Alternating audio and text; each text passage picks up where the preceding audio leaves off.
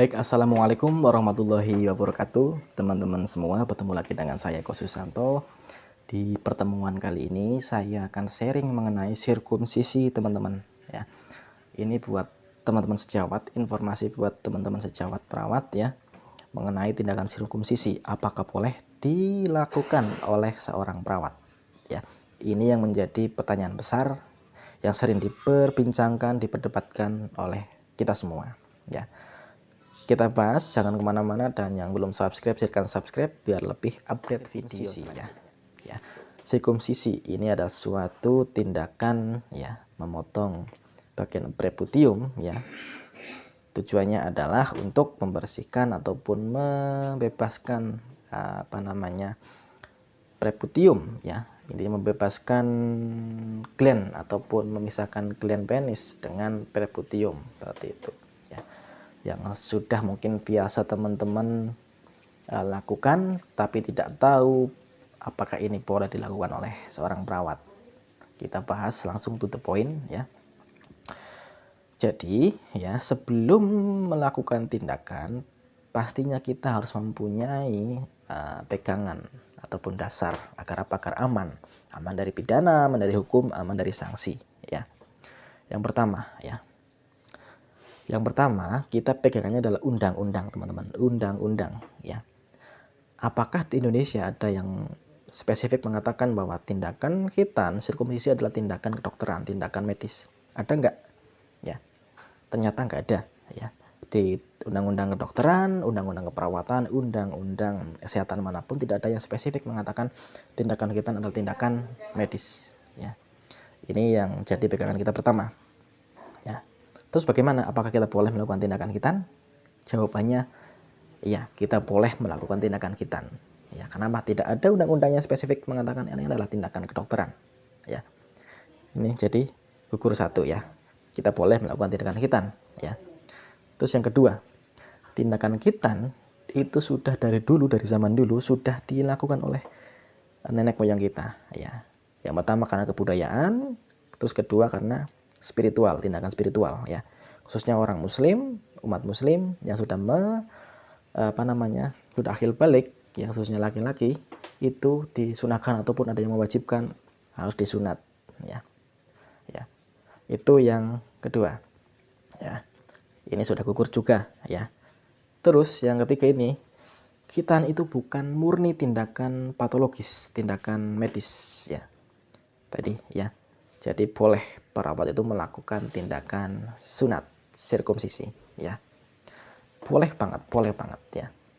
Dari dulu banyak kok selain perawat, selain dokter, banyak kok sekarang yang masih membuka praktek khitan, kayak mungkin dukun sunat, terus apalagi itu ya kayak bengkok itu ya, itu juga kan masih legal. Kenapa? Mereka itu punya kayak STPT ataupun surat tanda izin lah dari dinas kesehatan, mereka membuka layanan khitan. Mungkin masih konvensional ya seperti itu, tapi mereka masih diperbolehkan, masih aman-aman saja ya. Itu jadi pegangan kita juga. Masa sih perawat juga nggak boleh? Padahal kita kan sudah tahu anatominya, fisiologinya seperti apa. Kok kenapa kalau misalnya dukun sunat kok boleh, perawat nggak boleh? Ya itu kan gak adil ya.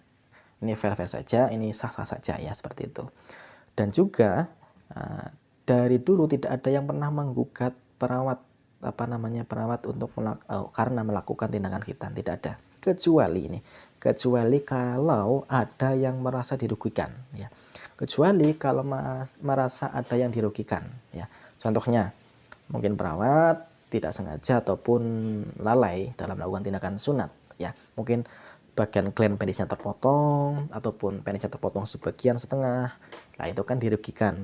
Pasien dan keluarga merasa dirugikan. Nah, itu sah-sah saja kalau perawat itu dituntut seperti itu. Tapi kalau misalnya kita itu membuka pelang sunat, itu kita dituntut oleh mungkin nyuwun sewunya ya LSM ataupun oknum-oknum lainnya, itu nggak boleh, nggak ada undang-undang yang mengatur tentang khitan sih.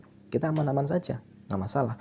Yang penting lebih amannya kita mempunyai STR, kita mempunyai SIPP. Jadi aman-aman saja, nggak masalah, nggak apa-apa ya. Jadi perawat jangan jangan khawatir, jangan bimbang, jangan takut lah ya, seperti itu ya. Insya Allah jika teman-teman sudah sesuai prosedur ya, apalagi sudah pelatihan sunat yang resmi ya, punya sertifikatnya, lebih aman lagi, lebih aman seperti itu. Nggak masalah. Yang penting kuncinya tidak ada yang merasa dirugikan, itu nggak masalah, nggak apa-apa ya, nggak masalah seperti itu ya. Yang penting sesuai dengan prosedur, itu kita aman dari hukum, dari pidana, seperti itu, nggak masalah seperti itu teman-teman ya. Terus ada pertanyaan lagi, itu kan memasukkan anestesi, memasukkan bius, apakah boleh sih? Boleh. Nah, ini harusnya ini emang kalau misalnya memberikan bius, memberikan obat, itu kan secara injeksi, itu kan memang tindakan kedokteran seperti itu. Tapi kalau misalnya sunat tanpa melakukan pembiusan, apakah tidak akan membuat pasien menjadi kesakitan? Nah, itu kan nggak mungkin kan ya. Makanya perawat itu masih ya ditoleransi memberikan anestesi lokal ya, secara lokal ya. Yang penting ini kita itu tahu prosedurnya, tahu anatomi fisiologinya, bagaimana cara melakukan bloknya, bagaimana cara menyuntikannya, itu nggak masalah ya, seperti itu. Biar lebih aman lagi teman-teman, lebih bagus lagi, teman-teman menggunakan free needle injection, pembiusan tanpa jarum suntik. Kita sudah banyak yang pakai, perawat sudah banyak yang pakai menggunakan ini ya. Tinggal tembakan saja, tidak perlu jarum suntik, kita otomatis sudah bisa membius ataupun melakukan anestesi secara lokal. Nah, ini juga lebih lebih bagus lagi ya, lebih aman lagi seperti itu.